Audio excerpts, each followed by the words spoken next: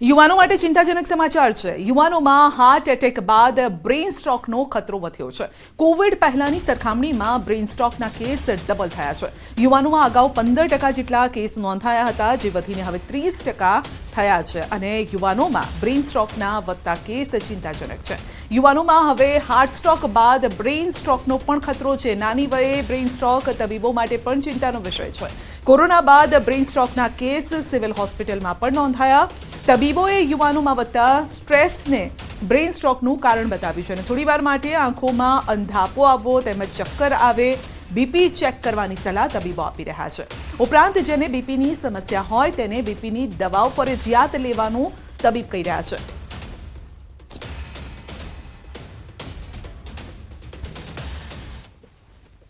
છેલ્લા કેટલાક વખતથી જે યુવાનોમાં સ્ટ્રેસ અને એના કારણે જે હાઇપરટેન્શન એટલે કે બ્લડ પ્રેશર વધી રહ્યું છે એ એક મેઇન રીઝન છે।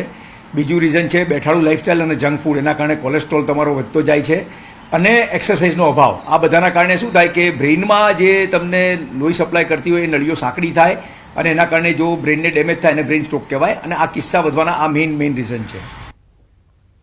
હાર્ટ એટેકથી વધુ એકનું મોત થયું છે। વલસાડમાં ડીજે સંચાલકનું હાર્ટ એટેકથી મોત થયું છે। 55 વર્ષીય રાકેશ નગરકર ઘરે આરામ કરતા હતા અને તેવા સમયે જ હાર્ટ એટેક આવ્યો। સારવાર માટે કસ્તુરબા હોસ્પિટલમાં તેમને ખસેડવામાં આવ્યા। પીએમ રિપોર્ટ બાદ મૃત્યુનું સાચું કારણ બહાર આવશે। કરમસદમાં એમજીવીસીએલ કચેરીમાં તોડફોડ થઈ છે। વીજ પુરવઠો ખોરવાતા મોગરી ગામના ગ્રાહકો રોષે ભરાયા છે।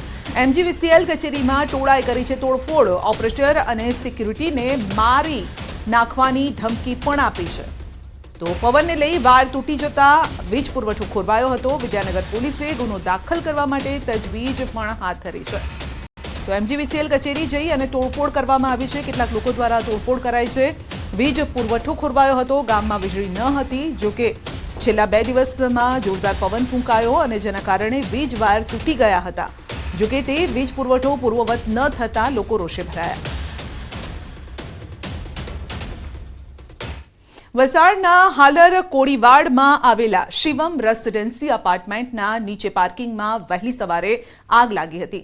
જોકે સમય સૂચકતાથી બિલ્ડિંગમાં રહેતા તમામ લોકો તાત્કાલિક અપાર્ટમેન્ટની બહાર નીકળી ગયા, જેના કારણે વાહનોને તેઓએ દૂર કર્યા હતા। બનાવની જાણ થતાં ફાયર વીજ વિભાગની ટીમ પણ સ્થળ પર પહોંચી આગ પર કાબુ મેળવાયો હતો અને સાથે જ મોટી દુર્ઘટના ટળી છે। મીટરમાં શોર્ટ સર્કિટના કારણે આગ ફાટી નીકળતા તમામ મીટર બળીને ખાખ થઈ ગયા।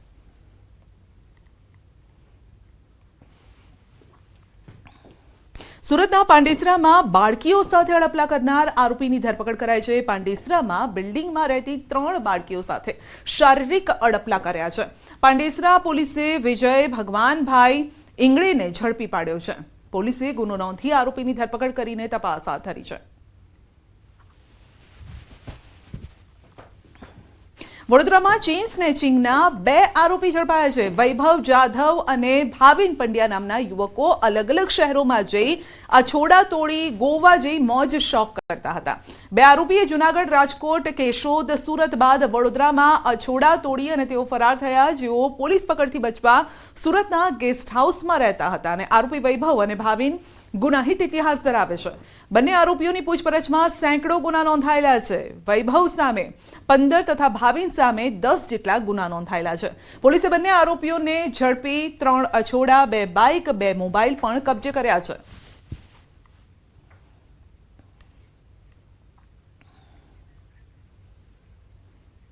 આમ તો દરેક જગ્યાએ દેવી દેવતાઓના મંદિર બનાવવામાં આવતા હોય છે, પરંતુ અમદાવાદમાં એક પરિવારે માતા પિતાનું મંદિર બનાવ્યું છે। અમદાવાદના અંજલી 4 રસ્તા નજીક યોગેશ્વર પાર્ક સોસાયટીમાં રહેતા હરેશ શાહે સિદ્ધ કરી બતાવ્યું છે કે માતા પિતાથી મોટું કોઈ જ નથી।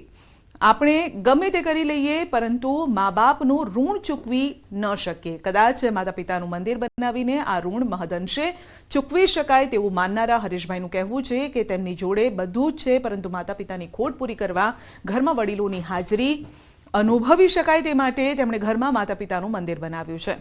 હરેશ શાહે મા બાપની સેવા અને મહત્વ સમજાવતી મશાલ કાયમ કરી છે।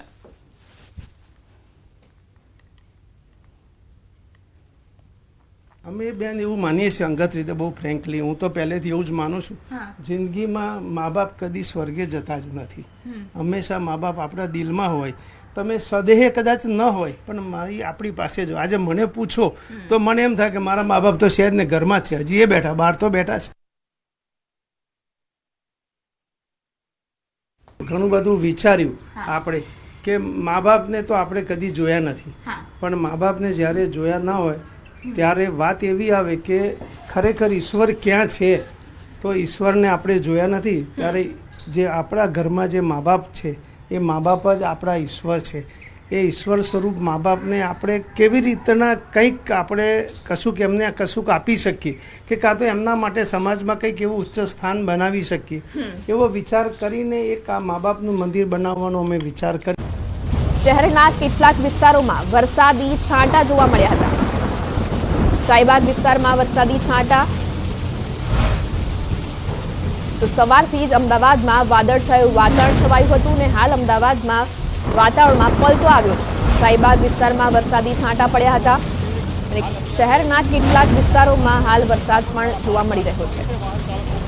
શાહીબાગ વિસ્તારમાં વરસાદી છાંટા પડ્યા છે અને અમદાવાદના વાતાવરણમાં પલટો આવ્યો છે. આજે સૌરાષ્ટ્ર દક્ષિણ ગુજરાતમાં વરસાદની આગાહી છે. થંડરસ્ટોર્મ એક્ટિવિટી સાથે વરસાદ પણ થઈ શકે છે. હાલ અમદાવાદના કેટલાક વિસ્તારોમાં વરસાદી છાંટા પડ્યા હતા અને શાહીબાગ વિસ્તારમાં વરસાદી છાંટા પડ્યા હતા. સૌરાષ્ટ્રના 9, દક્ષિણ ગુજરાતના 3 જિલ્લા માટે વરસાદની આગાહી કરવામાં આવી છે. તો હાલ અમદાવાદના વાતાવરણમાં પલટો આવ્યો છે અને થંડરસ્ટોર્મ એક્ટિવિટી સાથે આજે વરસાદ થઈ શકે છે. 30 થી 40 કિલોમીટરની ઝડપે પવન ફૂંકાઈ શકે છે. અમદાવાદના વાતાવરણમાં હાલ પલટો જોવા મળી રહ્યો છે. સવારથી જ અમદાવાદમાં વાદળછાયું વાતાવરણ છવાયું હતું અને શાહીબાગ વિસ્તારમાં હાલ વરસાદી છાંટા પણ પડ્યા હતા. આજે સૌરાષ્ટ્ર દક્ષિણ ગુજરાતમાં વરસાદની આગાહી છે અને હવામાન વિભાગની. તો હાલ અમારી સાથે સંવાદદાતા વિભુ જોડાઈ ગયા છે. જી વિભુ, હાલ અમદાવાદના વાતાવરણ પલટો આવ્યો છે, શું છે વધુ માહિતી?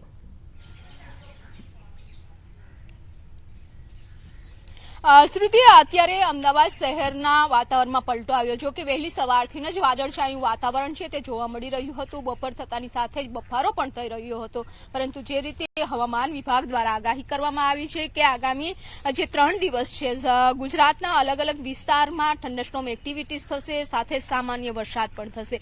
અમદાવાદ શહેરમાં પણ આપ જોઈ શકો છો કે વાદળછાયું વાતાવરણ વહેલી સવારથી હતું અને ત્યારબાદ અત્યારે ઝરમર વરસાદ છે તે શરૂ થયો છે. અમદાવાદના શાહીબાગ વિસ્તાર એટલે કે એરપોર્ટ વિસ્તારમાં અમે અત્યારે છીએ અને એરપોર્ટ વિસ્તારમાં ઝરમર વરસાદ છે તે વરસી રહ્યો છે.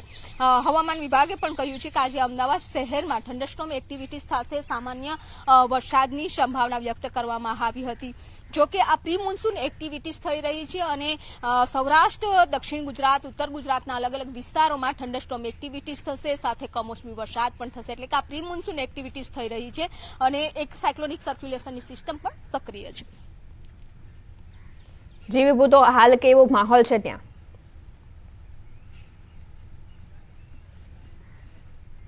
શ્રુતિ, અત્યારે અમદાવાદ શહેરના જે એરપોર્ટ વિસ્તાર છે અને આપને દ્રશ્યો પણ બતાવવા માંગીશ કે અત્યારે એક ભર ઉનાળો છે પરંતુ ચોમાસા જેવો માહોલ જોવા મળી રહ્યો છે.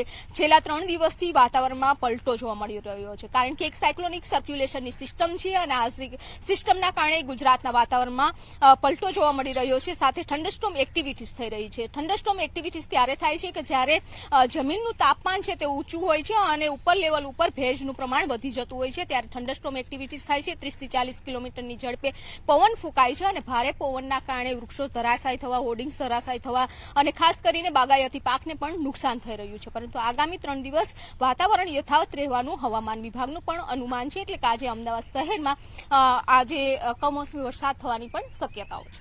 જી આભાર વિભુ.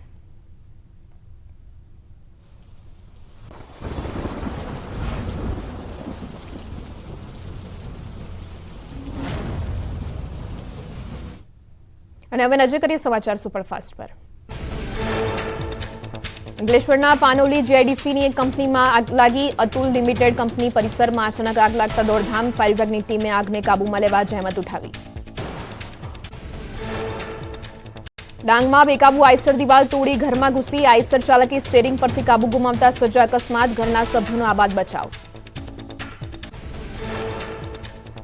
મોરબીમાં કાર ચોરીના કેસમાં પાસ આગેવાનોનો પુત્ર ઝડપાયો. ઇનોવા કારની ચોરી મામલે નિલેશ એરવાડિયાના પુત્રની ધરપકડ. આરોપીએ બુરખો પહેરીને કાર ચોરીને આપ્યો હતો અંજામ.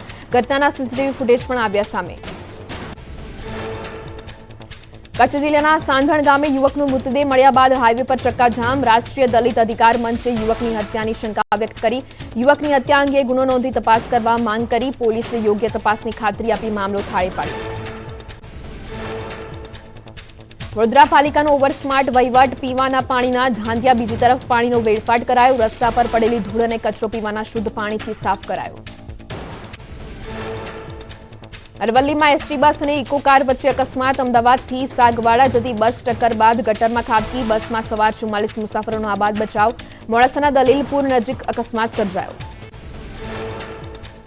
મોડાસાના ભીલકુવા પાસે ડમ્પર ચાલકે બળદગાડાને અડફેટે લીધું. અકસ્માતમાં ખેડૂત દંપતી અને બળદોની ઈજા પહોંચી. ખેતરથી લાકડા ભરીને ઘરે પરત ફરતા નડ્યો અકસ્માત. પૂર ઝડપી આવતા ઓવરલોડ ડમ્પરે મારી ટક્કર.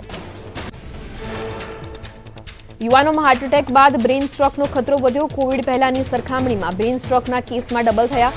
યુવાનોમાં અગાઉ 15% જેટલા કેસ નોંધાયા હતા, જે વધીને 30% થયા.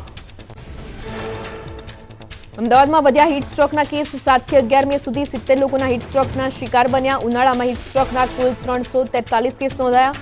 અમદાવાદમાં આગામી 5 દિવસ યલો એલર્ટ. અમદાવાદમાં પાણીજન્ય રોગચાળો વકર્યો. ઝાડા ઉલટી, ટાઇફોઇડ, કમળો, કોલેરાના કેસમાં સતત વધારો. છેલ્લા 5 મહિનામાં ઝાડા ઉલટીના 3747 કેસ નોંધાયા. કમળાના 556, ટાઇફોઇડના 1279, કોલેરાના 54 કેસ નોંધાતા ફફડાટ. રાજકોટમાં બહુમાળી ભવનમાં જાતિ સહિતના દાખલાને લઈને અરજદારોની લાંબી લાઈન. તંત્રની વ્યવસ્થાના અભાવે વાલીઓને ધમધકતા તાપમાં ઉભા રહેવા મજબૂર. તંત્રએ પાણી સહિતની કોઈ વ્યવસ્થા ન કરતા અરજદારોમાં રોષ છવાયો. ચારધામ યાત્રામાં ગુજરાતીઓ અટવાયા. ગંગોત્રી ધામ જતા રસ્તા પર 15 કિલોમીટર લાંબો ચક્કાજામ. 4-5 દિવસથી યાત્રીઓને ભારે હાલાકી. ભોજન પાણીએ રહેવા માટે પડી રહી છે ભારે મુશ્કેલી. ગંગોત્રી ધામમાં હોટલના ભાવ ડબલ થયા. 50 રૂપિયામાં મળતી વસ્તુના ભાવ 100 રૂપિયા કરી દેવાયા. રસ્તા પર વાહનોની લાંબી કતારો લાગતા વહીવટીતંત્ર સામે યાત્રિકોમાં રોષ. બદ્રીનાથ ધામમાં માસ્ટર પ્લાનનું કાર્ય. યાત્રાળુ અને સ્થાનિકો લોકો માટે આફત. ઠેર ઠેર રસ્તા બંધ હોવાથી લોકોની હાલાકી. તંત્ર દ્વારા સ્થાનિક લોકોને પૂછ્યા વગર જ માસ્ટર પ્લાનનું કાર્ય કરાતા ફેલાઈ અવ્યવસ્થા. ગંગોત્રી હાઈવે પર જામની સ્થિતિ પર ઉત્તરકાશીના એસપીનું નિવેદન. કહ્યું, મોટી સંખ્યામાં મુસાફર ઉત્તરકાશી પહોંચતા જામની સ્થિતિ સર્જાઈ. સવારે ગંગોત્રી ધામ માટે 600 વાહનો થયા હતા રવાના. એક સાથે 10,000 શ્રદ્ધાળુ ગંગોત્રી ધામ પહોંચશે. ઉત્તરાખંડ ચારધામની યાત્રા કરવા ગયેલા નડિયાદના 22 લોકો ફસાયા. રજીસ્ટ્રેશન ન કર્યું હોવા છતાં ઉત્તરકાશી ખાતે 2 દિવસથી ફસાય છે યાત્રિકો. લોકો વાહનોમાં બેસી રહેવા માટે બન્યા મજબૂર. જમવા રહેવાની કોઈ પણ પ્રકારની નથી મળી રહી મદદ.